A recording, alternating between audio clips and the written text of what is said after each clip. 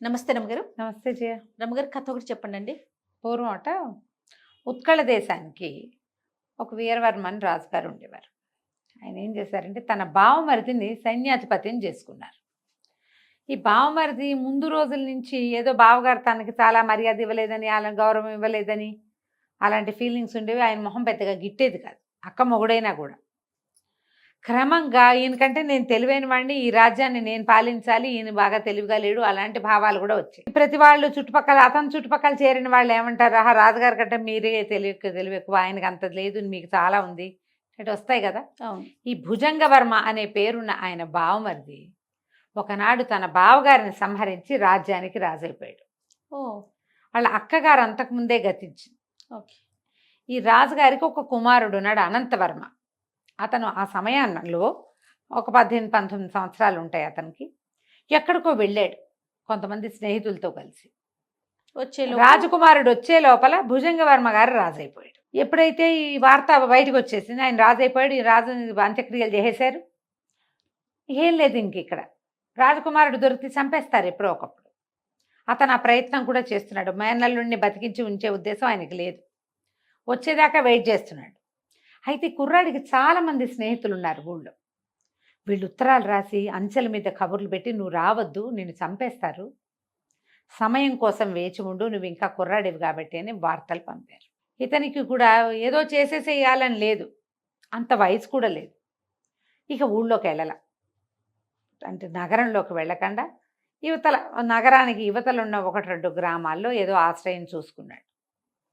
పెద్దగా తిండి తిప్పలకి కుదరటల్లా, ఏదో తన దగ్గర సొమ్మున్నన్నాళ్ళు నడిచింది. తర్వాత ఎప్పుడు డబ్బు ఏదైనా పని చేసి డబ్బులు దొరికితే దొరికినట్టు, లేకపోతే కాయా కసరు తింటూ కాలక్షేపం చేస్తున్నాడు.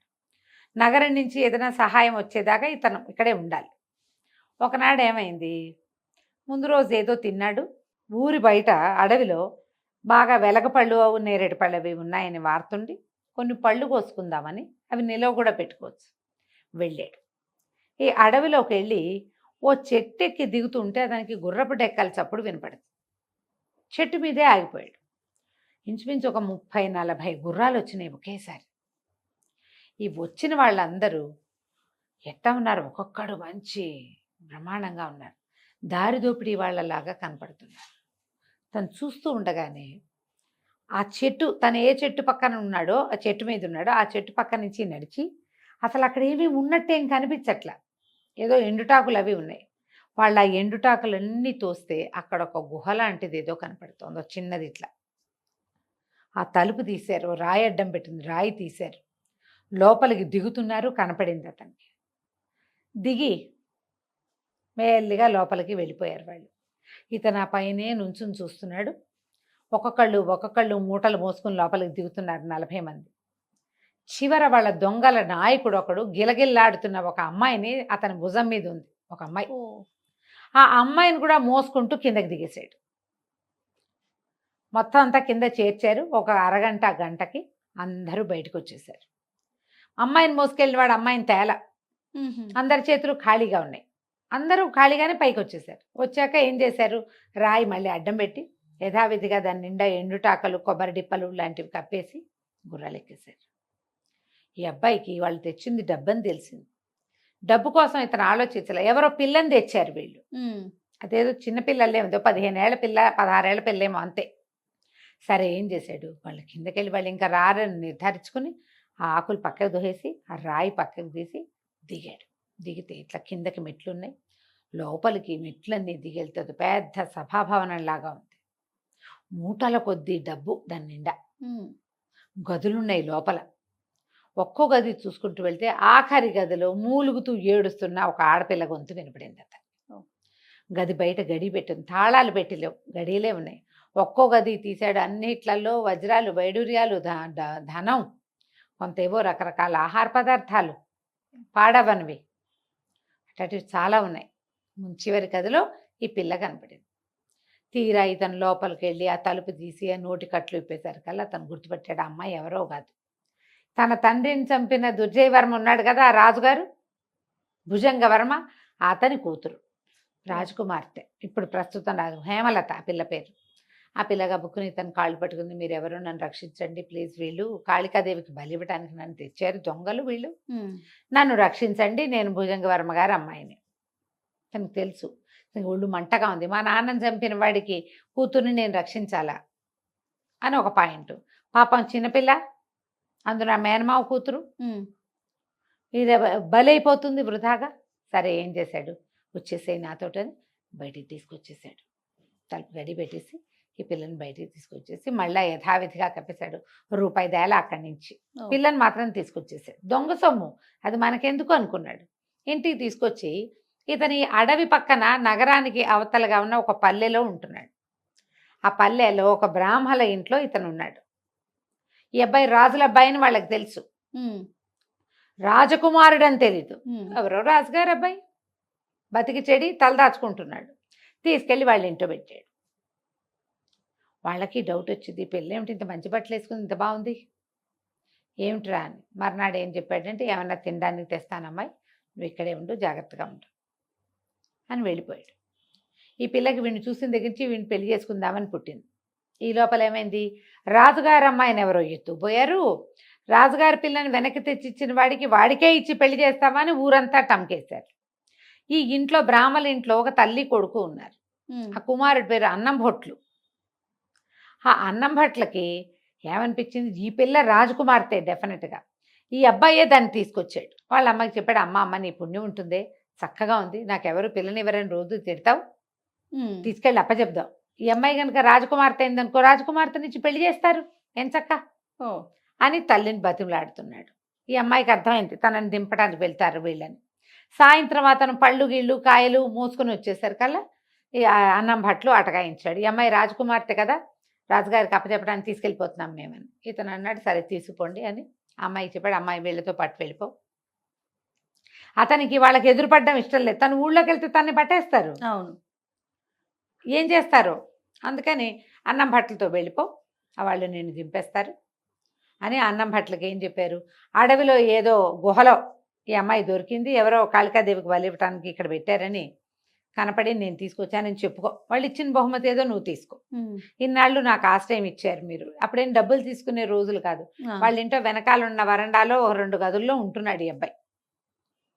ఎప్పుడైనా కలిగితే వాళ్ళే అన్నం పెట్టారు కూడా ఇతనికి, మీరు సంపాదించుకోండి, మీకు ఏది వస్తే అది తీసుకోండి, పిల్లని సేఫ్గా తీసుకెళ్ళి అప్పచెప్పండి అన్నాడు. ఈ అన్నం భట్లు రాజకుమార్తెని వెంటబెట్టి తీసుకుపోయి రాజుగారికి అప్పచెప్పాడు. నేను మామూలుగా కాదండి, 500 మంది దొంగల్ని సొరకాయలు నరికినట్టు నరికేసి మీ అమ్మాయిని రక్షించాను, ఇగో నాకు బహుమతి ఇవ్వండి అన్నాడు. అనేసరికల్లా వాళ్ళు చాలా సంతోషించి అందరూ పొట్ట చెక్కలు అయ్యేలాగా నవ్వి, ఇతను చూస్తే గుండు పిలక స్థూలకాయం, వీడి వల్ల ఏమవుతుంది, ఎవరినైనా కొట్టడం వాళ్ళకే తెలుసు, శ్రోత్రియ బ్రాహ్మడు ఇతనేం చేయలేడు, ఏదో చెప్తున్నాడని విన్నారు. చెవులకు రత్నకుండలాలు వేయించి చక్క బంగారు జరి పని చేసిన శాలువా గప్పి 1000 వరహాలు చేతిలో పెట్టి వెళ్ళండి బాబు అనేసరికల్లా, అదేమిటి మీరు టంకేయించారు కదా రాజకుమార్తెనిచ్చి వివాహం చేస్తామని అంటే, ఆయన రాజుగారు మళ్ళీ నవ్వాడు.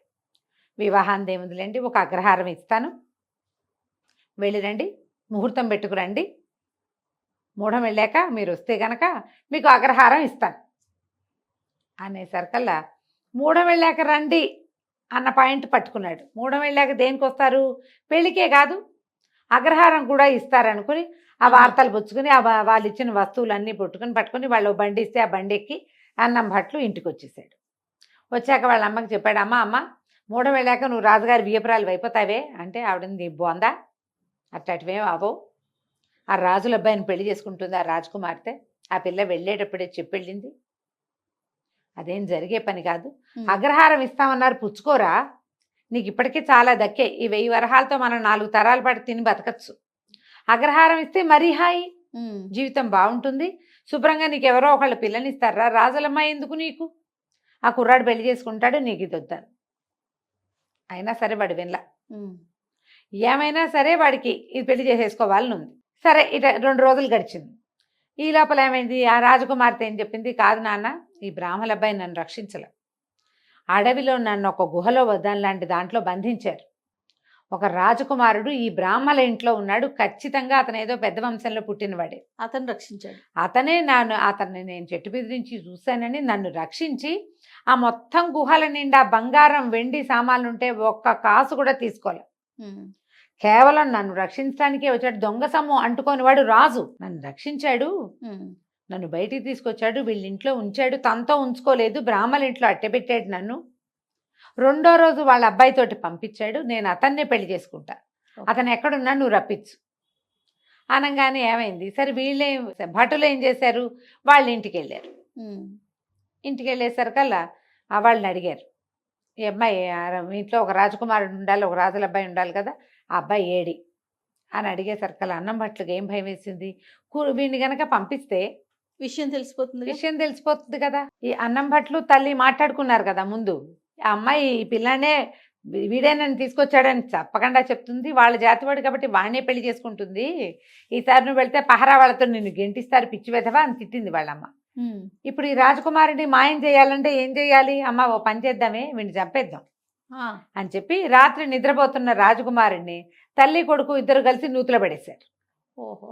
ఆ పడేసి నూతిలో పడ్డవాడు లోపల పడిపోలా, వాడికి తెలిసిపోయింది కిందకి పడుతూ ఉండగా, గబుక్కున వర అంచులు పట్టుకుని ఆ అంచు పట్టుకుని లోపల నించుని ఉన్నాడు. తెల్లవారుజామున జరిగింది. పొద్దున్నే 9-10 అయ్యేసరికల్లా భట్లు వచ్చేసారు రాజకుమారుడి కోసం. మీ ఇంట్లో ఒక రాజుల అబ్బాయి ఉండాలి కదా, ఆ అబ్బాయి ఏడి, మాకు తెలియదు అన్నారు వీళ్ళు. వాకిట్లో రోడ్డు మీద అంతా కనుక్కుని వచ్చారు వాళ్ళు సైనికులు. ఇక్కడ ఒక రాజకుమారుడు లాంటి వాడు ఒకడు ఉన్నాడు అనేది, అనంతవర్మ పేరుతోటి ఒక కుర్రాడు ఉన్నాడని, ఆడు అన్నం భట్లు వాళ్ళ ఇంట్లో ఉన్నాడని, అతనే ఒక రాజకుమార్తెని తీసుకొచ్చాడని, ఆ రాజకుమార్తెనే అన్నం భట్లు తీసుకెళ్లి రాజుగారి దగ్గర అప్పచెప్పి రత్నకుండలాలు వేయించుకొచ్చాడని, మొత్తం కథంతా రోడ్డు మీదే ఉంది. అంటే గ్యారంటీగా రాజులపై వీళ్ళింట్లోనే ఉండాలి. ఈ లోపలికి వచ్చారు వీళ్ళు. లోపలికి వచ్చి రాజకుమారుడి కోసం అడిగేసరికల్లా వీళ్ళు మాకు తెలీదు, అబ్బాయి ఎప్పుడో వెళ్ళిపోయాడు అన్నారు. ఎప్పుడైతే కొత్త మనుషులు ఇంట్లోకి వచ్చారో వెంటనే ఈ నూతిలో ఉన్న రాజకుమారుడు కేకలు పెట్టాడు, రక్షించండి రక్షించండి. వీళ్ళిద్దరైతే రక్షించరు, ఏం చేస్తారు, ఇంకో బండరాయి పడేస్తారు నెత్తి మీద. మూడో మనిషి వచ్చేదాకా వెయిట్ చేశాడు తెలివిగా వాడు. ఎప్పుడైతే నూతిలో నుంచి కేకలు వినపడాయో వచ్చిన సైనికులు, అరే ఎక్కడో కేకలు వినపడుతున్నాయి చూడండి రాని అటు ఇటు వెతికి నూతి లోపలికి చూశారు. రాజకుమారుడికి 2 తాళ్ళేసి పైకి లాగారు. ఎటపడి ఇదేంటి నూతిలో ఎందుకున్నావు అని అడిగితే ఇప్పుడు ఏం చెప్పాలి, వీళ్ళే పడేశారని చెప్పాలా. మరి సంవత్సరం నుంచి వాళ్ళు తనకు అన్నం పెట్టారు, గదిచ్చి ఉంచుకున్నారు. తెల్లవారుజామున మంచినీళ్ళ కోసం ఇటు వచ్చి పొరపాటున కాలు జారి పడ్డాను అని చెప్పేసరికి వాళ్ళు బతుకు జీవుడా అనుకున్నారు, లేకపోతే వాళ్ళిద్దరిని అమ్మ కొడుకుని మోసపోయేవాళ్ళు వీళ్ళు సైనికులు. అక్కడి నుంచి రాజకుమారుడిని, బాబు నువ్వురా రాజకుమారుని నేను చూస్తానంటున్నారని తీసుకుపోయారు. తీసుకెళ్లేసరికి లోపలికి వచ్చేసరికి హేమలత గుర్తుపట్ల అనంతవర్మని, కానీ రాజుగారు గుర్తుపట్టేశాడు. అతని నడక అన్నీ వాళ్ళ నాన్న లాంటివే. దాంతో చాలా సిగ్గుపడ్డాడు. వీడు నా కూతురుని వీడు రక్షించాడు, వీడి తండ్రిని నేను బతికించి ఉంచలేకపోయాను, చాలా సిగ్గుపడి నన్ను క్షమించు, నా వల్ల చాలా పొరపాటు జరిగింది, ఒక క్షణికావేశంలో మీ నాన్నగారిని సంహరించాను, కానీ ఈ రాజ్యం నీదే, నువ్వు నా పిల్లని పెళ్లి చేసుకో, రాజ్యం నువ్వే ఏలుకో అని బతిమలాడి మంత్రులందరితోటి చెప్పించి సైన్యాధిపతిగా పదవీ విరమణ కూడా చేస్తాను, నేను ఇంకా ఈ పదవిలో కూడా ఉండనని బతిమలాడి మేల్నల్లుడిని ఒప్పించుకున్నాడు. ఆయన కూతురు వీడిని తప్పిస్తే ఇంకోటి పెళ్లి చేసుకుంటానంటోంది. మరి ఇంకేం చేస్తాడు, పైగా అది ప్రచారం అయిపోయింది, పరువు కూడా తక్కువే ఇంకా. సరే అమ్మాయికి అబ్బాయికి పెళ్లి చేశారు. ఇవి తమ వివాహం నిశ్చయం అవ్వగానే ఇతను అన్నం భట్లు వాళ్ళ ఇంటికి వెళ్ళాడు. వెళ్ళేసరికి అలా ఏమైంది, వీళ్ళు వెళ్ళేసరికి వాళ్ళ ఈ అన్నం భట్లు వాళ్ళ అమ్మేమో దెబ్బలు తగిలి ఒక మూలపడి ఉంది, వీడిని చెట్టుకి తీసి కట్టేసి ఉంచారు.